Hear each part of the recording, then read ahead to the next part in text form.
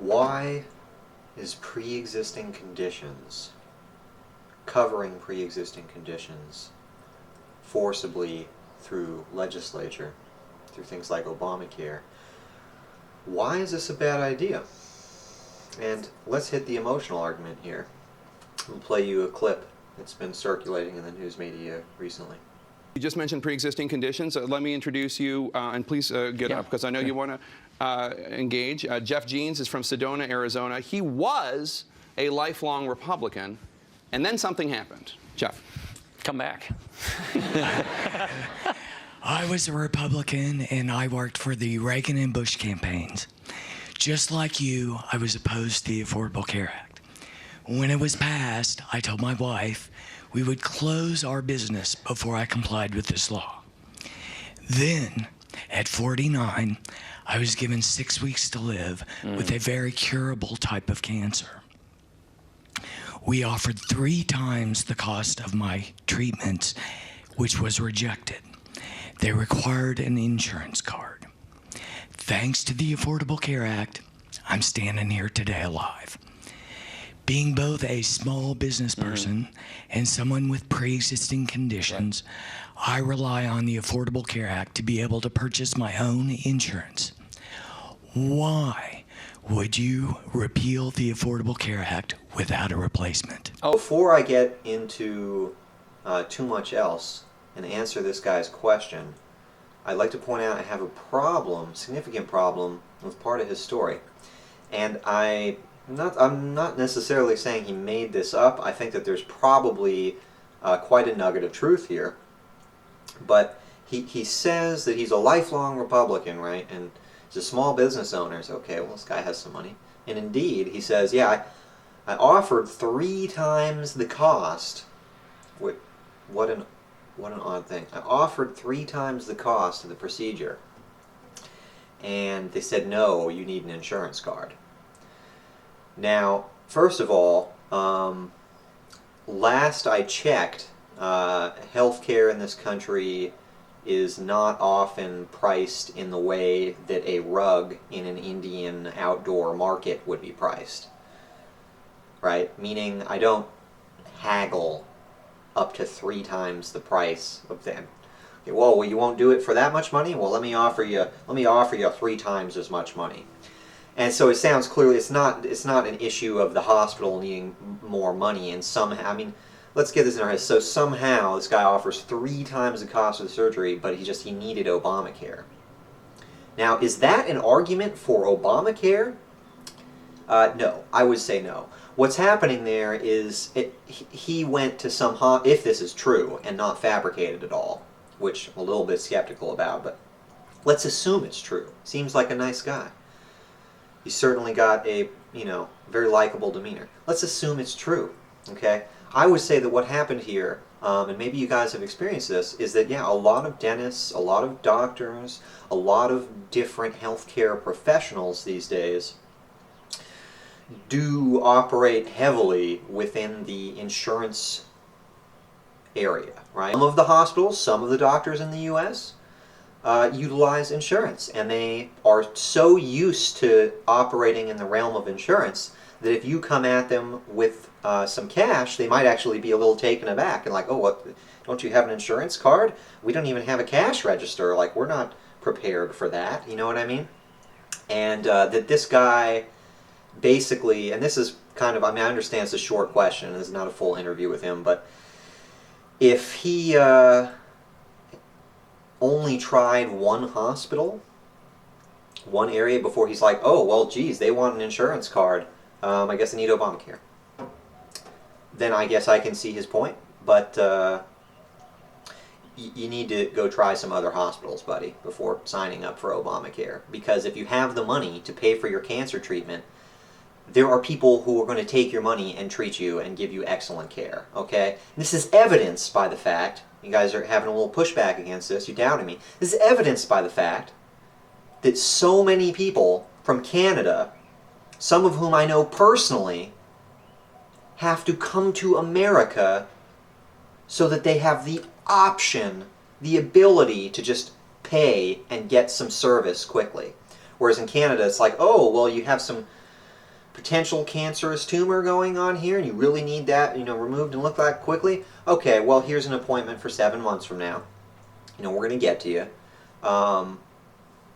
Right? For people, that's a little sketch, isn't it? And you'll find when you are operating in a system where you're not actually paying for things and everything is just provided for free, that service tends to drop off a bit. And the proof is in the pudding, in that slightly more well-off, smart people from Canada, they get some cancer, they are super often coming down to America, to a nice surgical center here, to get some procedures done. That's one aspect of my issue with what Jeff Jeans here is saying, is that he didn't really try, okay? If you have 3 times as much money as your treatment is going to cost, you don't need Obamacare. And I'm not feeling sorry for you that you just need Obamacare. So Jeff Jeans goes on to ask, why would you repeal Obamacare? Would it save my life? And he wants to thank Obama from the bottom of his heart. Well, let me answer you, Jeff Jeans. Let me answer you. The reason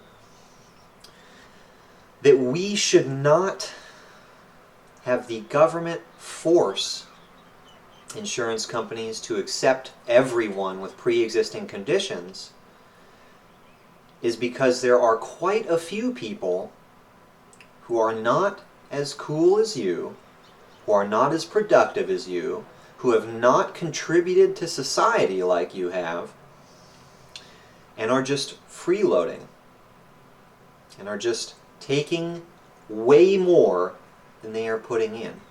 And maybe this is something that you don't grasp very easily, Jeff Jeans, because you are actually a productive man and a positive member of society.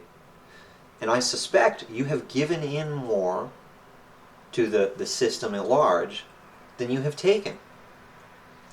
And you project that mindset, that attitude, onto other people. And you're like, well, geez, man, I mean, most other people are probably like me, right?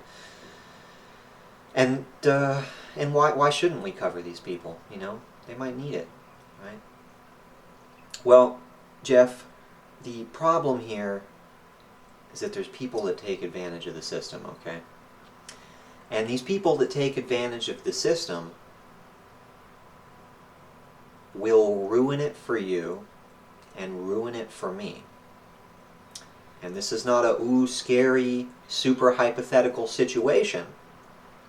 This is one of those instances where it's already been happening, and now it's no longer just me saying this and trying to convince people on the veracity of my argument.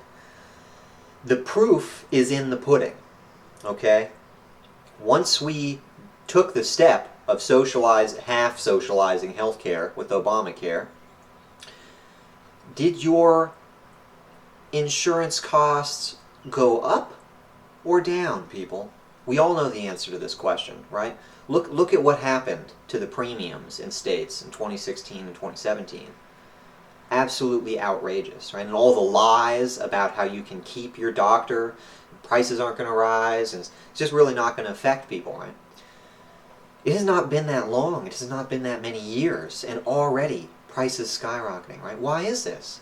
Some of you guys are saying, oh, it's the greedy insurance companies. They're just so greedy. They're just those corporate fat cats. They just want to make money. It's just their fault. And yeah, there's some corporate fat cats, and there's crony capitalism. And the pharmaceutical industry and many people in the healthcare industry are absolutely in bed with the politicians. They're making more money than they should because of that. However, the sudden sharp spike in prices, which seemingly no insurance company can compete with, right? There's not like a smaller insurance company that's able to offer some really good rates, right? Unfortunately not. This sudden sharp spike in prices is due to one key thing: people taking advantage of the system. And some of those people are in a situation and a circumstance and are of a type of character that we feel emotionally enough for them that we want to help them. And I understand. I really genuinely do. I know these stories. I've heard them, right? Your poor single mom who worked for 20 years to raise you and your siblings. She had 3 jobs, right? She was always a really good person and a good woman, right? She just did everything right. And now she's turning 50 and she has some terrible diagnosis and she can't get insurance, and just like, man, why can't we help this woman? I really do understand the argument. My immediate thought to you is that can be solved with charity, right? Good people can get help through charity. But the problem when you take Obamacare and you just say, everybody, well, because of that emotional argument, because of that hardworking single mom, because of Jeff Jeans, everybody deserves health care. In fact, you guys have heard this one. Health care is a right. Health care is a right. That might be the most bullshit fucking thing I have heard, okay? This really irritates me to no end. What the fuck does that even mean, people? What is a right? And how can you call something that's not like, we're not talking about the freedom to just go about my day unmolested and pursue happiness and things. We're talking about a specific material good and service, okay? This is like saying that having electricians come to your house and keep your house in perfect working order and keep your electricity for that, like that's a right. What? Let me tell you, just if you're not agreeing with what I'm saying, and you do think health care is a right, I have something to say to you. Go be a doctor and give away health care for free, and then I will think that your argument is not totally fucking terrible. Okay? And if you are a healthcare professional who gives away healthcare for free to people, at least you have some footing to stand upon when you say, healthcare is a right. And if you're not a doctor and you're not giving away healthcare for free, then please shut the fuck up. Okay? Because what you're saying is, well, yeah, I mean, healthcare should be free. Doctors should just do that shit for free. I guess that's the thing, you don't even make that logical connection, right? You don't even make that logical jump, right? And if you're like, well, I got plenty of stuff, other stuff going on. I can't be a doctor and give things away for free because I got my career, my kids. It's like, oh, well, does it actually sound like it's kind of expensive and hard and difficult and it takes many years of study to be a doctor or a nurse or a surgeon or any of these things, right? Dentist, whatever. It's not that easy. And once you do it, you have a limited amount of time in your life and a limited amount of people you can help. And yet you want to tell these people that it's just, everyone has a right to have other men go to college, spend a bunch of money learning how to do things. Everyone has a right for those men to provide services for them. What the fuck? You don't have a fucking right to health care, okay? You really, really don't. Now, should we work to encourage a society in which we have the best health care possible? Yeah, I mean, I think so. That sounds like a nice enough platitude. Why don't we say that instead? The idea that healthcare is a right is a bullshit non-argument you guys need to stop saying. Again, unless you're a doctor or a healthcare professional giving away your services for free. In which case, lambast me all you want. Tell me healthcare is a right. Tell me that everyone should be doing what you're doing. There are very, very, very, very few of those people out there. And the only reason I say that is because I'm trying to be optimistic. I have personally not actually met them. I'm just assuming that you guys could show them to me on the internet or something. But typically, healthcare professionals who spend a whole bunch of time and money getting good at what they do are not like, oh yeah, I should just be forced to give this away to anyone who asks for free because healthcare is a right. No, they're generally like, dude, I have a lot of student loan debt and went to college for years and worked my ass off so that I could do this. I don't know what the fuck you're talking about. You think it's a right. Why don't you pay me for what I'm doing? Pretty simple, right? Pretty simple. So, moving on. Healthcare is not a right. And something that we need to think about is the people who are not Jeff Jeans and who are going to take advantage of a system in which you say healthcare is a right. And these are the people who are spending their 20s and their 30s and their 40s and the early parts of their life having fun instead of working hard and saving money. And then when the people who spend the early part of their life working hard and saving money get a little older, they have a bunch of money that the politicians tax and steal so that the politicians can use those hardworking people's money to buy votes from everybody, okay? And that's just what it is. I'm not even that mad about it anymore. It's just a system we have. I don't know if people will ever get out of that. But that's what's going on with hardworking people. Now, what about the people who just spent their 20s and their 30s and into their 40s just having a crazy amount of fun, right? Just a crazy amount of fun, right? They didn't bother to work hard and pay into insurance all the time and things like this. They spent their time traveling and working odd jobs and just having romantic affairs and maybe doing some extreme sports, and they went to Peru to do some hiking, and you've met these people. Maybe you are one of these people. You're just kind of flitting along, enjoying life. I'm not hating either. I mean, enjoy yourself. Good. That's great. Fantastic, right? If you can make it work, especially. You're smart and you have some side jobs. Wonderful. But the problem for me comes when those people start to get into their 40s or whatever, or even younger. But these people get to an age where they've just had fun, and they haven't contributed to the system at all, really, right? They haven't been major taxpayers. They haven't been paying into insurance, right? They've just been kind of focusing on themselves. And then they hit 30 or 40, after all these years of fun times, and they have some kind of medical issue. Doesn't really matter what it is. And do you know what they're going to do? I'm going to tell you, because I've seen it personally, if you haven't. They're going to go into the emergency room, where they are going to get treatment for literally whatever problem they have, anything from a broken arm to cardiac arrest to diabetes to whatever. They will go into the ER. They will get first rate, top of the line, best possible available treatment, and they will not have to pay anything, right? They had a bunch of money, like the people who were spending their 20s and 30s and 40s kicking ass and working hard. If they had a bunch of money, then they'd have to pay. But because they spent their 20s and 30s and into their 40s just having fun, traveling, dicking around, they don't have a bunch of assets to take. In fact, maybe they're on welfare. And they get all of that stuff in the ER paid for by the hardworking people. Okay?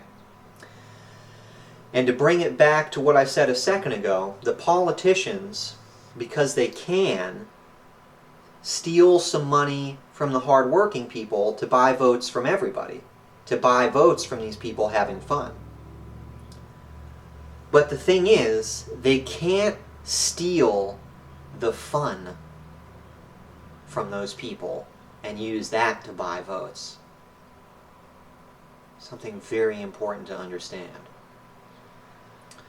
All that fun you had in your 20s and 30s and 40s, while other people are working really hard to try to do the right thing, we can't tax that fun. We can't steal that fun. If you just spent your 20s and 30s, just those entire decades, you spent dicking around, doing drugs, traveling, having a good time, having random romantic affairs. You didn't save any money, you didn't buckle down, right? And in fact, maybe you weren't being that healthy. That's another one too, right? You're encouraging people not to be healthy. Not only were they spending that time having fun, let's do another hypothetical example. Someone who spent their 20s and 30s not bothering to be healthy, right? No one does all the things for health because they're the most fun things in the world. Some people are genuine fitness nuts and enjoy it. But most people go for a jog once in a while or go to the gym and lift some weights, not because lifting heavy shit up and putting it down is the most thrilling activity ever fucking invented, but because it's the right thing to do. And it's like getting up and going to work early in the morning when it might not be my number one most fun activity. But I'm like, well, delayed gratification. It's the right thing to do. I got some goals in mind. And same with staying healthy, working out, doing some cardio occasionally. Not the number one most fun activity generally, but something if you do consistently, you do because you want to be healthy. So I make all these sacrifices in my 20s and 30s so that I can be healthy and make money, right? And some friends call me up and they're like, oh, yo, dog, you want to go drinking this weekend? And maybe I pass because I haven't worked out and I got to get on my game and, maybe I got a job coming up and make some money. And, everyone's free to make their own decisions, and that's fine. But the people who are choosing to go out and have fun instead, it's fine, wonderful, great for you. It's just that when we both hit 45, and I've spent all that time working hard and saving up and trying to be healthy so that I can, maybe have a good retirement or something, and these people have just been dicking around having fun, they then whine and bitch and complain to the politicians about all the money I have and like, oh, stupid fucking rich people. And these are all the people that support Bernie Sanders and support socialism and think, oh, you make $80,000 a year? You need to be taxed, bro. That's too much money, right? Not to mention if you make a couple $100,000 a year or something, Jesus Christ, you're like the second coming of Satan.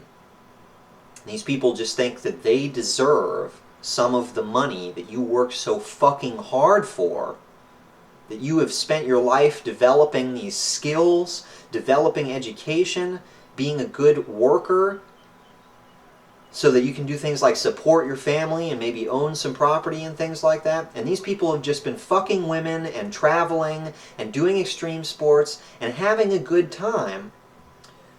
And then they complain and whine to the politicians, and the politicians tax more and more and more money from me, or they have a fucking Obamacare tax where I have to be forced to pay for an expensive insurance policy I don't want or don't need. And why? So that they can take that money from me and redistribute it to these people who just spent all that time having fun. And that is so fucked up because they can't give me any of that fun, right? I can't get any of that fun. We can't tax that fun. We can't make that fair. We can't make that equal. So at the end of the fucking day, if you spent your 20s and your 30s and your 40s just dicking around having fun, and then you get some kind of fucking medical issue in your late 40s, maybe you should just be left to die. Harsh, politically incorrect, but that's how I feel. And if they're genuinely good people, like the examples we talked about earlier, right, the hard-working single mom, or the grandpa this, or right, someone who just seemed to get unlucky. Again, charity, right? Charity will never let those people die, right? If you have a nice family even, right, you get cancer, your family's going to take care of you. Your friends are going to take care of you. If you weren't a terrible fucking person in your life, charity will be there. And you know what? If you have 0 family members, 0 friends, 0 churches around you, 0 community members, 0 charity organizations who want to help you, maybe you're a terrible fucking person and no one would miss you if you die. I'm not going to say you deserve to die, but maybe no one would miss you. Maybe that might actually be super, super helpful for society to see some people who make bad decisions have to suffer consequences. And people who make good decisions we want to encourage, maybe we shouldn't penalize them. Because to sum up what I've been saying, it's really that simple, and that's what's going on now. People who make all of the right decisions, and they work hard, and they stay healthy, and they pay into insurance, and they're not just going out and wasting time and having fun, but they're trying to buckle down and start a career early and stuff like that. They're trying to own some things. Those people, as time goes on, just get punished more and more. They just get penalized. And in fact, the better they do for themselves, the more money they make for themselves, the more you have to take from them and punish them. And in addition to the actual taxes, the more everyone in society fucking spits on them. right? And how does the average person feel about someone who actually makes $1 million a year, right? A lot of people would think that this is a terrible person, which is extremely unfortunate. And so you're punishing these people through a variety of methods: Obamacare taxes, higher insurance rates, income taxes, for doing better in life. And people who make absolutely shitty decisions, you are literally financially rewarding. You are handing them big piles of money for making bad decisions. And I understand why the politicians are doing it, because they're buying votes, okay? But you guys need to wake the fuck up and see what's going on here so that we can stop it. Because when you have spent your life fucking up in every way imaginable, and you have never had a job, you have never contributed anything to anyone, you have never done any charity, and then you go and you want to have 12 children who you don't know who the father of half of them are, do you know how we respond to that? Do you know what we do? We give you a bunch of money and a house. And we say, here you go, housing and urban development. Here you go, welfare. Here you go, health care. Here you go, Obama phone. Oh, you made a bunch of bad decisions? Well, here's a bunch of free stuff. That ought to fix it, right? No. The fucking reality is that when people make bad decisions and you reward them with free stuff, by and large, while there are exceptions, generally, you're just encouraging that behavior. And I know you guys are thinking of what I think is a very small percentage of people, but the exceptions, the people who, they take that little bit of welfare money and they go and become a brain surgeon or something, right? And they get themselves out of the ghetto, and they might have never done that if it wasn't for just that little bit of welfare help they had in the beginning, right? And that's a wonderful example, and I am not a racist, and I think that there are so many people of minorities and white people as well in these low-income neighborhoods, in low-income sectors in life, who have the ability to improve themselves. And I am super supportive of programs that we can have to support and encourage these people.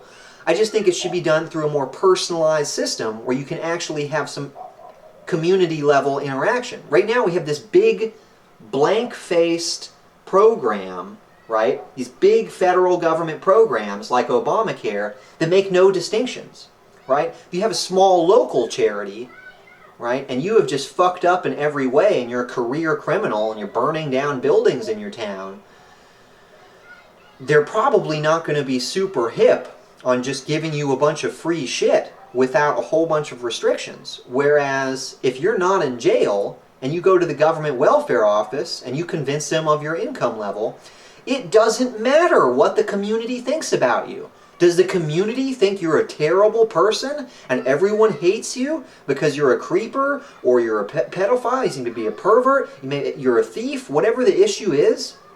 The community hates you. They wouldn't give you charity, but the government doesn't care because it's blind, right? It just hands out the money to whoever fills out the form correctly, basically. And so I think small local level charity is what you need to help these exceptions. And for the people who aren't the exceptions, just the average Joe who's receiving this money, you have to understand that people are not as smart as you think they are in some ways, right? Especially if you're watching this, you're almost certainly above average IQ. It's important for you to not project that higher IQ onto the general public, right? As the wonderful George Carlin said, imagine how dumb the average person is.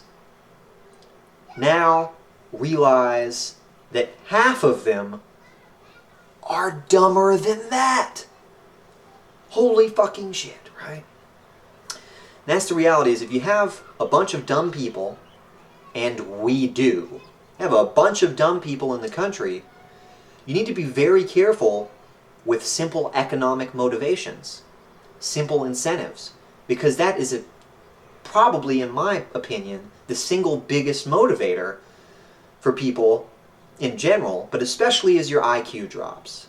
I think when you pay a man to do something, generally he's going to do it. When you don't pay him, you might do that a little less. And right now, we are literally paying people to be unhealthy and paying people to have children they can't afford, right? And that's Obamacare for you. So, to answer Jeff Jeans, why would I repeal Obamacare?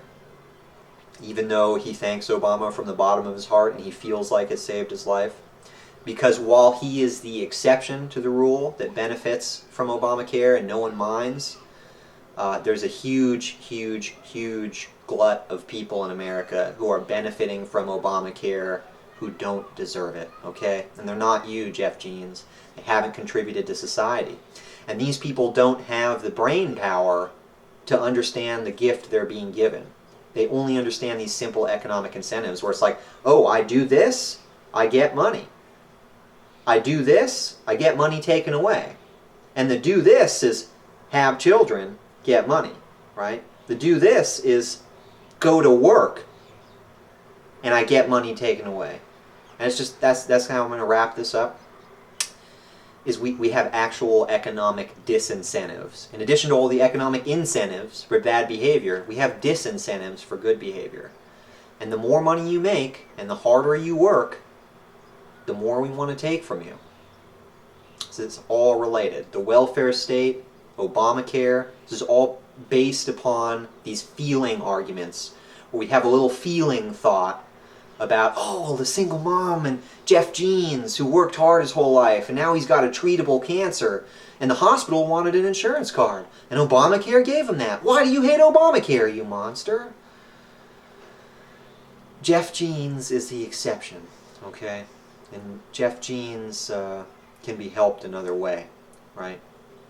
But let's not ruin America and ruin a bunch of people's lives by economically encouraging them to be unhealthy, poor, have more children than they can support, etc.